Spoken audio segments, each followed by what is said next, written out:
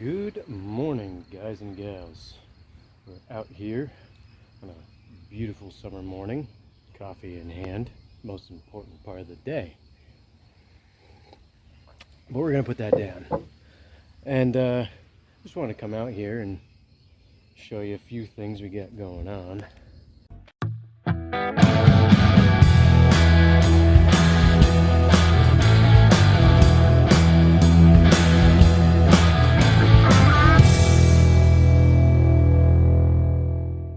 We actually just cut back our second comfrey, so now both of those are gone.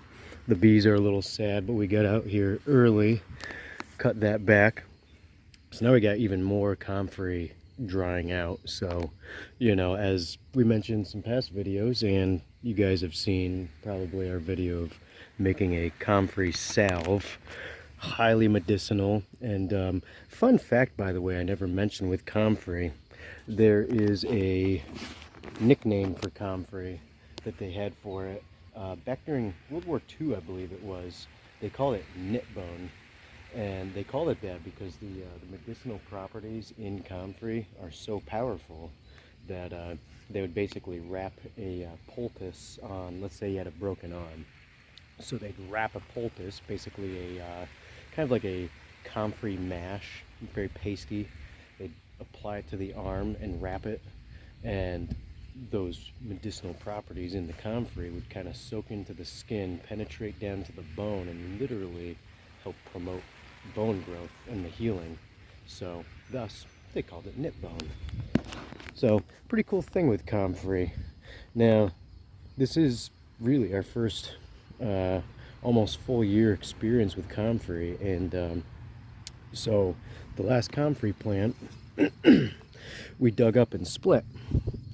And when we dug it up, I mean, I basically cut it all back, chopped it, and it was basically down to the root, and then I just cut the root crown into little pieces and planted it. This was only, I don't know, a week and a half, 2 weeks ago that I did that. This is one of the spots I grew, and look, already, this one's not quite flowering, but beautiful growth on it already. It's already got a bunch of individual shoots ready to go. And we're gonna come back over here and talk about the garden a little bit, but let me show you a couple other spots that I planted out some comfrey. So right over here is a couple spots that I did put some of the comfrey cuttings, and this is just incredible to me. It's already flowering. Like I said, guys, this was only a week and a half, 2 weeks ago, and like this is part of like the base part that I planted, and it's already got a big prolific shoot on it. So I mentioned earlier the bees aren't too happy with me, but they'll be happy again pretty soon, because these are growing like crazy. So the variety of comfrey we grow, I'll see if I can put a link down in the bottom of where we actually got the comfrey from, but it's a variety called Russian Docking, I believe 14. There's two different what they call crowning varieties. So in its more natural form, I shouldn't say it's natural form, but in its more common form, I guess I should say, or its native form, it is a spreading plant. So it's in the same family as borage, if any of you are familiar with that. And we actually grew borage one year, and we decided we didn't want it anymore, and oh my god, it was just, any way you tried to get rid of it, pulling it up, covering it, snuffing it out, digging it up, it didn't matter, it always came back, even just like a littlest bit of root. And comfrey is the exact same way, the spreading variety. So that's why when people want to grow it, they usually go with the clumping variety. That way, if you want to spread, you have to spread it by digging up the crown and splitting it. So we got the sprinkler going here now. Get some water on the garden before it gets hot, because we got a little bit of a heat wave up here, so we'll probably be getting up to about 100 degrees today. But the growth on everything is looking great. We actually just harvested our first several blueberries from the blueberry plants over there. We just got a bunch of different lettuces from some areas. We cut up some, snipped some collard greens. We got a first tiny little cucumber, technically not quite ready to harvest, but we figured, we'll snip it off. That way more of that energy can go into the rest of the plant growth, because the plant's still kind of small. That's something you can always bear in mind too. So if your plants are it's still pretty small and they're already producing whatever it is they produce, if it's a cucumber plant, tomato plant, whatever it is, if you think the plant is just too small and you think more energy should be going into the actual plant growth and not the actual fruit, shall we say, start picking it off. Even if it's not ready to eat, pick it off, you know, throw it to the chickens or whatever you want to do with it. And that way, instead of the plant putting energy into, almost prematurely putting energy into whatever fruit or vegetable, instead you start picking all those off, then it'll kind of say, oh no, I got to put energy into growing more so I can produce more. Because ultimately the plant doesn't want to die. It wants to survive, grow more of its fruits, and spread its seed around, basically. Similarly, with any of your leafy greens, your lettuces, your spinach, your kale, your collards, any of that, the more often you snip it to harvest it, make a salad, whatever, that's actually going to basically put the plant into survival mode, and the plant's going to want to, you know, start producing a lot more. So anytime you snip it, it's going to grow more, and the more you snip it, the less likely it will bolt anytime soon. For those of you that don't know, any of your lettuces. Now here's another interesting one. I should have taken a picture of this or something, but this peach tree, I don't know if it's because of all the rain recently. We did get pretty good drenching the other day, so the soil might be kind of soft. We got saturated soil back here anyways, but this peach tree was just hanging right down. It was like this, the fence wasn't really a fence anymore. It was pushed all the way down. So we've got these little cheapo ratchet straps, basically. So I just put some serious tension on this thing. So I think soon, I've constantly neglected to really do any good strategic pruning on this thing.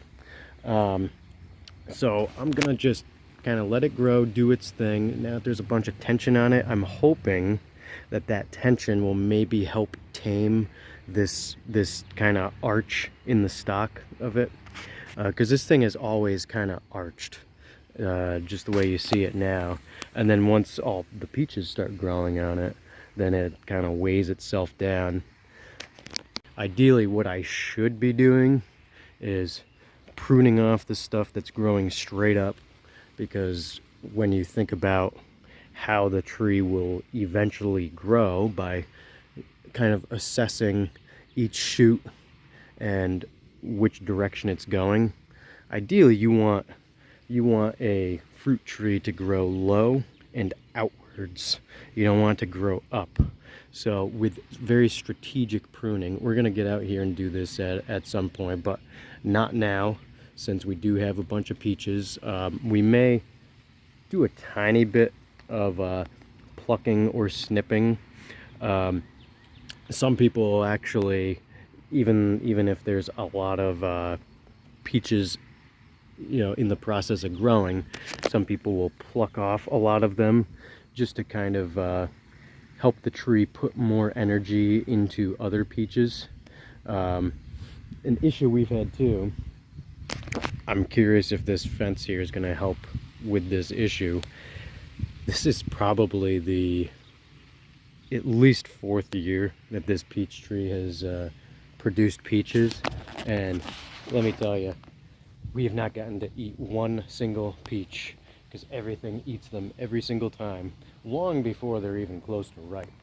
I'm talking still rock hard. There was one year I came here after work, and there was literally one peach left on the entire tree, and so I pulled it off, and it was just rock hard. They might as well have not left that one. I suspect probably it's deer pressure, especially last year. Last year we actually put up the fencing around the garden bed here because of deer. Deer were literally chomping our tomato plants in half, so we didn't get much tomatoes last year. Now, aside from all that, we do have this cut back comfrey here, and you can kind of see a better glimpse on how it grows. It kind of grows in this big old clump. So essentially what I can do, I'm kind of gonna back up here from the sprinkler, but oh, one of our bees was just over here. But essentially what you can do is you can kind of cut it into sections and then replant it. So that's actually splitting it. Or you can literally dig it up, and you can get little cuttings off of it to really maximize the splitting potential of it. This stuff is so prolific, as I showed you guys earlier, how it's just popping up everywhere where I just planted it from the last splitting. But even little roots, that's typically how you will, if you go online to order comfrey or whatever, go to somebody locally who sells comfrey and sells the cuttings, you'll get a bunch of little root cuttings, just little pieces, and you plant that, and very quickly it starts growing and becomes established so quick. And then from that point, about 1 year of growth. If you guys go back in some of our previous videos, the first year it was just kind of all off of the main clump. It was just big huge leaves, and now in the second year it's all more like this, and we've shown this on the actual plant in some previous videos, but it's a bunch of little shoots with a bunch of little leaves and tons of those little purple flowers that the bees just love. So for anyone interested in growing comfrey, I highly recommend it. We will actually probably try to do some comfrey cutting sales. Maybe we'll see how all these ones that we are splitting, we'll see how well they grow before fall time, if there's the potential to do some cuttings off of those, some actual root cuttings. And before we hop off here, I might as well show you guys what we've got going on with our little flower garden after a sip of coffee.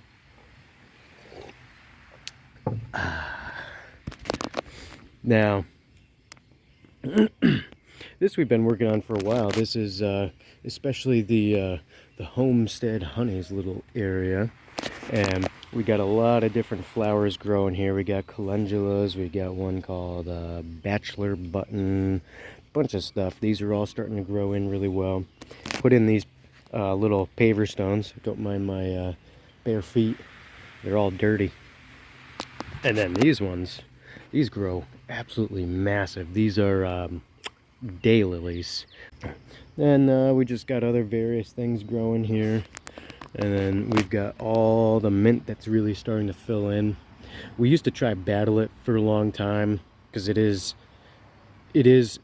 invasive to a point, but what's kind of cool with this is it's never really spread too much beyond this point. It's always just kind of kept itself in this area, which is great.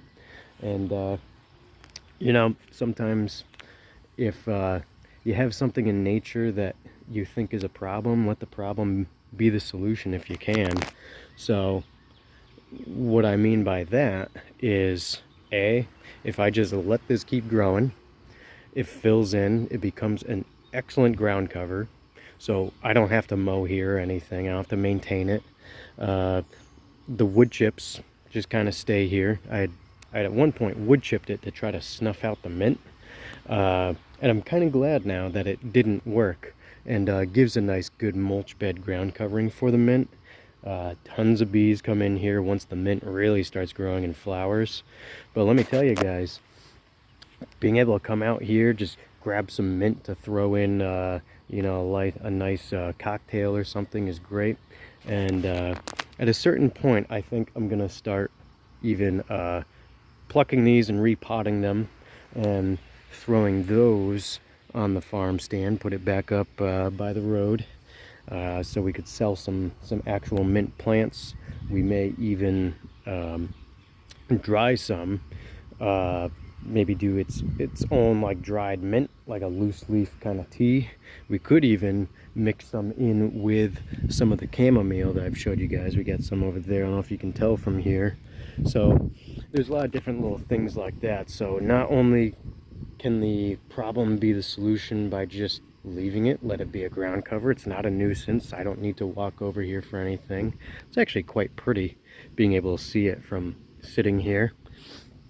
And then potentially the problem being the solution could even become a form of income. So something to think about. And one last little thing here. We actually brought this in over to overwinter it, basically. We got this little sapling, let me think, last fall. And it was just teeny tiny little thing. There was maybe 1 or 2 leaves on it. And we even forgot to bring it in, and it should be brought in before frost, especially in this stage. Fig trees can be quite sensitive to frost, and this thing got hit by 2 pretty good frosts in a row. Completely forgot about it outside. Brought it in, it looked dead as a doornail, and lo and behold, this thing's growing. So it even survived the frost. That's excellent.